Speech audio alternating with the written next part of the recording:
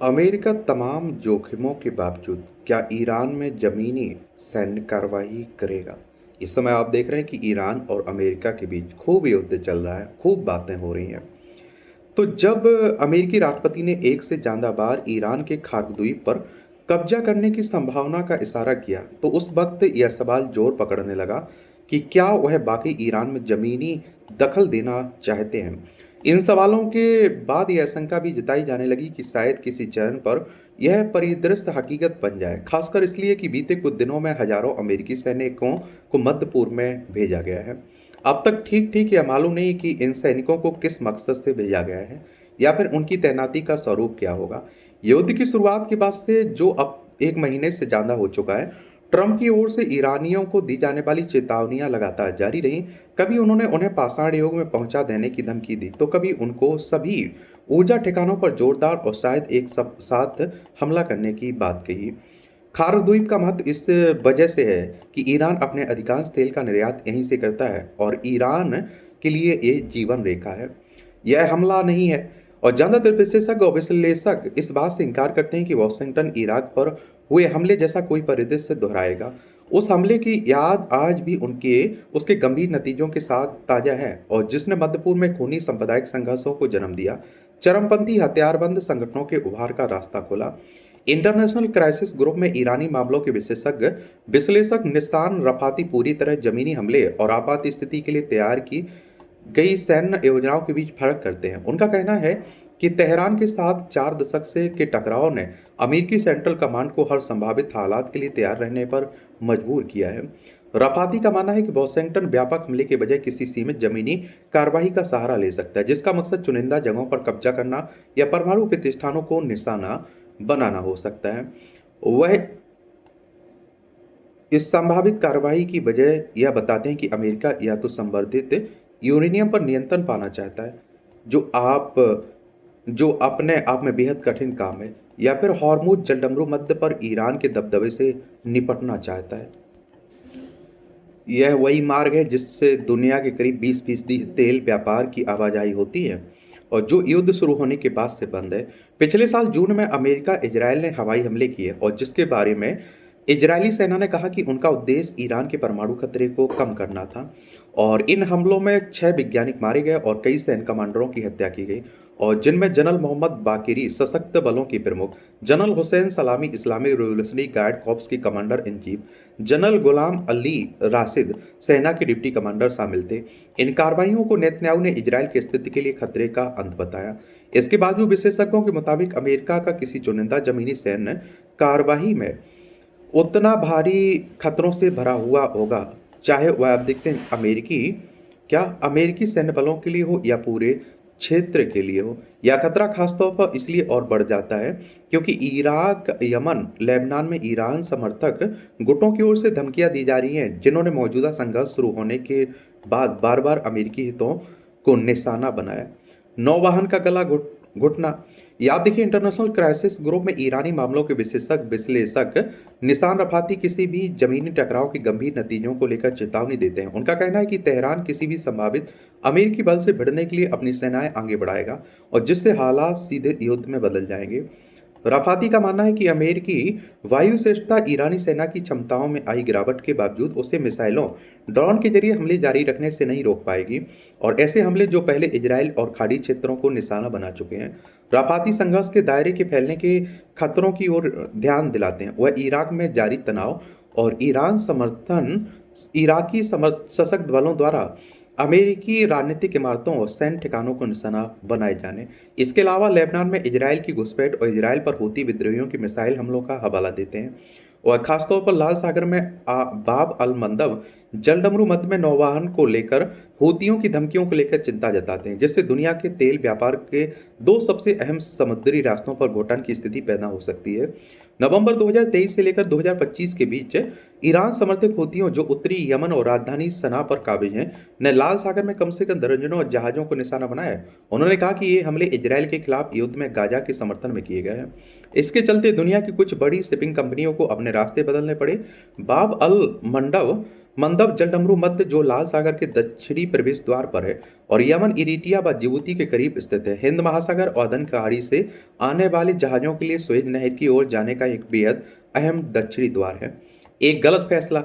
ये कनाडा की Ottawa university में प्रोफेसर और लंदन स्थित शोध संस्थान चैथम हाउस के फेलो थॉमस जूनी किसी भी जमीनी कार्रवाई की उपयोगिता पर सवाल उठाते हैं। उनके मुताबिक काम की जटिलता और उसके सफल होने की बेहद कम संभावनाओं के बावजूद ट्रंप अपनी गलत गलत फैसलों को दोहरा सकते हैं। जोनो कहते हैं कि खारदुई पर कब्जा करना उसे अपने कब्जे में बनाए रखने से कहीं ज़्यादा आसान है, क्योंकि वहां मौजूद अमेरिकी सेनाएं इरानी हमलों के लिए एक खुला निशाना बन जाएंगी। उनके मुताबिक तेहरान के तेल निर्यात को नुकसान पहुंचाने की कीमत वॉशिंगटन को बहुत भारी दाम के रूप में चुकानी पड़ेगी। अमेरिकी ऊर्जा मंत्रालय के अनुसार ईरान के पास दुनिया के कुल तेल भंडार का 10% से ज्यादा है और प्राकृतिक गैस का लगभग 15% हिस्सा। चूंकि वह अपना ज्यादातर तेल एशिया को निर्यात करता है, इसलिए युद्ध की वजह से तेल की कीमतें बढ़कर $110 प्रति बैरल से ऊपर पहुंच गई हैं और जिससे एशियाई बाजारों की मुश्किलें और बढ़ गई हैं। शोध संस्थान चैथम हाउस के फेलो थॉमस जूनो का मानना है कि अमेरिकी सैनिकों को भेजने के कई मकसद कई हो सकते हैं और ईरान पर दबाव बनाना, किसी जमीनी कार्रवाई की भूमिका तैयार करना या फिर अमेरिकी जनता और रिपब्लिकन पार्टी को यह मजबूत संदेश देना कि वाशिंगटन दुश्मन का सामना करने में सक्षम है। जूनो का कहना है कि मध्य पूर्व पहुंचे अमेरिकी सैनिकों की संख्या किसी बड़े जमीनी अभियान के लिए काफी नहीं है। वह जोड़ते हैं कि ईरान पर हमला करने के लिए 1 लाख सैनिकों की जरूरत होगी, न कि सिर्फ कुछ हजारों की। वह कहते हैं इराक पर हमले के लिए 1,50,000 सैनिकों की जरूरत पड़ी थी, जबकि ईरान का क्षेत्रफल इससे बड़ा है और उसकी भौगोलिक बनावट कहीं ज्यादा जटिल है।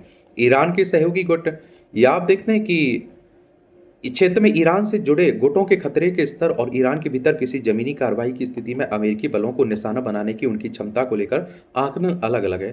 थॉमस जूनो का मानना है कि इन गुटों का असर अब कम हो रहा है क्योंकि हमास कमजोर हो चुका है। हिजबुल्लाह इजराइल के साथ युद्ध में उलझा हुआ है। इराक, आप देखते हैं कि क्या इराक के सशक्त गुट सतर्क हैं, तनाव बढ़ाने की इच्छा नहीं रखते हैं। जूनो होती विद्रोहियों के बाब मंदव जलडमरू मध्य को बंद करने की आशंका को खारिज करते हैं क्योंकि उन्हें अमेरिका की बदले की कार्रवाई का डर है। उनके मुताबिक वर्ष 2025 में अमेरिका इजराइल का हमला उनके लिए बहुत दर्दनाक था और यही कारण है कि वे भविष्य में समुद्री यातायात रोकने के लिए हिचकिचा सकते हैं, हालांकि इसकी संभावना पूरी तरह खत्म भी नहीं हुई। इसके उलट इंटरनेशनल क्राइसिस ग्रुप में ईरानी मामलों के विशेषज्ञ निशान रफाती ईरान के सहयोगी गुटों से पैदा होने वाले खतरे पर जोर देते हैं। वह इसका उदाहरण इराकी गुटों द्वारा अमेरिकी हितों पर किए गए हमलों से देते हैं। रफाती बताते हैं कि हुतियों का खतरा सिर्फ जहाजों पर सीधे हमले तक सीमित नहीं है, बल्कि भी सीमा की लागत बढ़ाकर और नाविक दलों में असुरक्षित जलमार्गों से गुजरने को लेकर डर पैदा करके नौवहन के लिए प्रतिकूल माहौल भी बना सकते हैं। सऊदी अरब ने हॉर्मुज जलसंधि से बचने के लिए अपने तेल निर्यात के रास्ते बदल लिए हैं। अब वह लाल सागर पर स्थित अपने बंदरगाहों पर ज्यादा निर्भर है। इसी संदर्भ में रफाती कहते हैं कि हॉर्मुज में जो कुछ हुआ उसे देखते हुए समुद्री व्यापार के ठप पड़ने का डर पैदा करना मुश्किल नहीं है। इराकी सुरक्षा मामलों के विशेषज्ञ मुखलद हाजिम चेतावनी देते हैं कि उनका देश हिसाब किताब चुकाने का मैदान बन सकता है। वह इस ओर इशारा करते हैं कि तेहरान समर्थक गुटों की संख्या बहुत ज्यादा है, उनकी वास्तविक संख्या व सैन्य क्षमताओं को लेकर ठोस जानकारी की कमी है। हाजिम का मानना है कि इराक खार्ग जैसे द्वीपों के खिलाफ किसी भी अमेरिकी कार्रवाई से छूता नहीं रह पाएगा। उनके मुताबिक इन गुटों के पास समर्थन से जुड़ी ऐसी योजनाएं हैं जो सार्वजनिक नहीं है और जिनमें जमीनी और सैन्य कार्रवाई में हिस्सा लेने के लिए इराकी लड़ाकों को भेजना तक शामिल हो सकता है। और आप देखिए, अमेरिका की ओर से इराकी गुटों से हथियार छीनने की बार बार उठती मांगों और गाजा युद्ध के बाद से बगदाद की तटस्थ रहने की कोशिशों के बावजूद हाजिम बताते हैं कि ये गुट अक्सर राज्य के फैसलों की परवाह नहीं करते हैं, जबकि सरकार चाहती है कि इराक किसी भी बाहरी खतरे से दूर रहे। हाजिम का यह भी मानना है कि ईरान क्षेत्र में अपने से जुड़े गुटों का इस्तेमाल करके इजरायल को एक से ज्यादा मोर्चों पर उलझाए हुए है। उनके शब्दों में वह हिजबुल्लाह के जरिए उत्तर में दबाव बनाए रखता है और हूतियों के जरिए दक्षिण में भी मोर्चा खोलना चाहता है, जिन्होंने कई मिसाइलें दागी, जबकि खुद वह मध्य इजरायल में रणनीतिक मिसाइल भंडार के प्रबंधन की ओर बढ़ रहा है। हाजिम, जो खुद एक पूर्व पायलट हैं, का मानना है कि किसी भी अमेरिकी कार्रवाई के लिए असली खतरा पड़ोसी देशों से नहीं बल्कि ईरान के भीतर से है। उनके मुताबिक रिवोल्यूशनरी गार्ड और बसीज के लाखों लड़ाके आखिरी सांस तक लड़ने की सोच रखते हैं। वे ऐसे गुट में बदल सकते हैं जो विकेंद्रीकृत ढंग से लड़ाई लड़ें। वह ईरान की कठिन भौगोलिक बनावट पर भी जोर देते हैं, जो उनके अनुसार हथियारों से पहले ही हमलावरों से लड़ती है। युद्ध शुरू होने के बाद से ईरान ने अमेरिकी हमलों के जवाब में उन खाड़ी देशों पर बमबारी की जहां अमेरिकी सैन्य अड्डे और वाशिंगटन के हित मौजूद है। समय के साथ हमलों का दायरा बढ़ता गया। और इससे ऊर्जा संयंत्र, पानी के डीसैलिनेशन की इकाइयाँ, तेल रिफाइनरी और हवाई अड्डे जैसे अहम बुनियादी ढांचे की सुविधाएं भी शामिल हो गई हैं। नतीजतन उड़ानों की आवाजाही कम हो गई, बड़ी संख्या में प्रवासी पर्यटक इलाका छोड़कर चले गए। खाड़ी सहयोग परिषद के देशों ने इसे अंतर्राष्ट्रीय कानून, अच्छे पड़ोसी सिद्धांतों का ईरान द्वारा किया गया खुला उल्लंघन बताया और इसकी निंदा की। और यदि जमीनी स्तर पर टकराव बढ़ता है तो इस बात की शंका है और गहरी हो जाती है कि सबसे ज्यादा नुकसान खाड़ी देशों को ही उठाना पड़ेगा। लंबे समय से खाड़ी देशों के अमेरिका के साथ गठबंधन मजबूत रहे हैं, लेकिन कई पर्यवेक्षकों के अनुसार यह युद्ध खाड़ी देशों को वाशिंगटन के साथ अपने रिश्तों पर दोबारा विचार करने के लिए मजबूर कर सकता है। भले ही अब तक कोई खुली आलोचना सामने नहीं आई, अभी यह स्पष्ट नहीं कि यह युद्ध इस गठबंधन की मजबूती पर किस तरह का असर छोड़ेगा। अमेरिका की छत्रछाया से हटने पर विचार। इंटरनेशनल क्राइसिस ग्रुप में ईरानी मामलों के विश्लेषक निशान रफाती खाड़ी देशों के ईरान को लेकर अलग अलग रुख की ओर इशारा करते हैं। उनका कहना है कि युद्ध से ठीक पहले के कुछ वर्षों में सभी खाड़ी देशों ने ईरान के साथ नजदीकी बढ़ाने की कोशिश की थी, लेकिन वे इस बात से हैरान रह गए कि वे सीधे ईरान की जवाबी कार्रवाई का निशाना बन गए। वह बताते हैं खुद को सीधे निशाने पर पाए जाने की वजह से खाड़ी देशों ने वॉशिंगटन के साथ अपना सैन्य सहयोग और गहरा किया है। साथ ही यूक्रेन जैसी दूसरी शक्तियों के साथ समझौते करके अपनी रक्षा साझेदारियों में विविधता लाने की दिशा में भी कदम बढ़ाए हैं। इराकी सुरक्षा मामलों के विशेषज्ञ मखलद हाजिम इस बात की पुष्टि करते हैं कि खाड़ी देश अमेरिका की छत्रछाया से हटकर भी अपनी सुरक्षा साझेदारियां और हथियारों के स्रोत में विविधता ला सकते हैं। उनके मुताबिक इनमें तुर्की, रूस, अजरबैजान, पाकिस्तान जैसी ताकतें शामिल हो सकती हैं। वह इस ओर भी इशारा करते हैं कि ताज़ा घटनाओं के चलते ईरान को क्षेत्रीय स्तर पर बढ़ती दुश्मनी का सामना करना पड़ेगा। थॉमस जूनो का मानना है कि भौगोलिक हकीकत समय के साथ ईरान के प्रति खाड़ी देशों के गुस्से और नफरत की भावनाओं को कम कर देगी। वह जोर देकर कहते हैं कि पड़ोसी होने का रिश्ता अंततः दोनों पक्षों पर साथ रहने, व्यवहारिकता की ओर लौटने का दबाव डालता है। जूनो का यह भी मानना है कि खाड़ी देश हर हाल में नुकसान में है। अगर युद्ध रुके भी जाते हैं तो वे एक ऐसे ईरान के पड़ोसी बने रहेंगे जो बदला लेना चाहता है और जिसका हॉर्मुज जलमनू मध्य पर बड़ा नियंत्रण है। अगर युद्ध जारी रहता है तो ये देश कमजोर निशाने पर बने रहेंगे। उनके मुताबिक तेल और गैस का उत्पादन बुरी तरह घट चुका है, सुरक्षित देशों के रूप में उनकी छवि को भी नुकसान पहुंचा है। चीनी प्रतिद्वंदी। या आप देखिए, खाड़ी देशों के तेल का बड़ा हिस्सा पूर्वी एशिया के बाजारों, खासतौर पर चीन, भारत और अन्य देशों में जाता है ताकि वहां की औद्योगिक जरूरत पूरी की जा सके। ग्लासगो स्थित स्ट्रैथक्लाइड यूनिवर्सिटी में विजिटिंग प्रोफेसर इब्राहिम फाहमी का मानना है कि अमेरिका इस युद्ध के जरिए चीन के आर्थिक विकास को बाधित करना चाहता है। वह बताते हैं कि पिछले साल जनवरी में वेनेजुएला के राष्ट्रपति निकोलस मदुरो की गिरफ्तारी और वाशिंगटन द्वारा वेनेजुएला पर तेल पर कब्जा किए जाने के बाद अमेरिका खेल के नियमों में व्यापक बदलाव की ओर बढ़ रहा है ताकि उत्तरी अमेरिका को तेल का मुख्य स्रोत बनाया जा सके। और तेल उद्योग के विशेषज्ञ फहमी चेतावनी देते हैं कि इस तरह का बदलाव तेल गैस की कीमतों को ऐतिहासिक रूप से रिकॉर्ड स्तर पर पहुंचा देगा, जो ऊर्जा बाजारों से ने पहले कभी नहीं देखा, और इससे वैश्विक महंगाई की लहरें उठेंगी जिनका चीन पर बेहद नकारात्मक असर पड़ेगा। उनका यह भी मानना है कि मौजूदा युद्ध में जारी तनाव के पीछे आर्थिक कारण है, क्योंकि निकट लक्ष्य भले ही ईरान हो, लेकिन दूरगामी उद्देश्य चीन के खिलाफ एक व्यापक आर्थिक युद्ध छेड़ना है।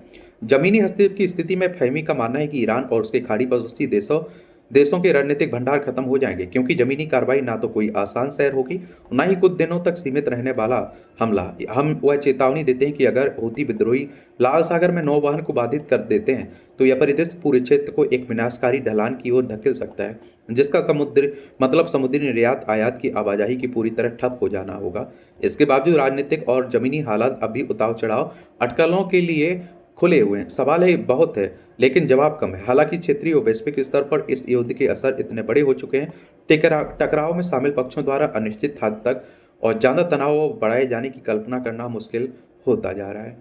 बाकी आप लोगों को क्या लगता है? अपनी राय आप लोग जरूर बताया करिएगा। और डोनाल्ड ट्रंप क्या फैसला करें, क्या सोचते हैं, अभी कह पाना बड़ा मुश्किल है। और वो भी कन्फ्यूजन में दिखाई दे रहे हैं। अमेरिका में भी दबाव बढ़ रहा है, लोग सड़कों पर हैं। वो कह रहे हैं ईरान हमसे 11,000 से ज़्यादा किलोमीटर की दूरी है, हमने उड़ता तीर ले लिया, हमें क्या ज़रूरत थी वहाँ। और डोनाल्ड ट्रंप इसी मुद्दे से निकलने की कोशिश भी कर रहे हैं, वो कोई बड़ी उपलब्धि बता के बाहर निकलना चाह रहे हैं, ऐसा भी कहा जा रहा है। बाकी आने वाला वक्त बताएगा क्या होता है, क्या रहता है। धन्यवाद।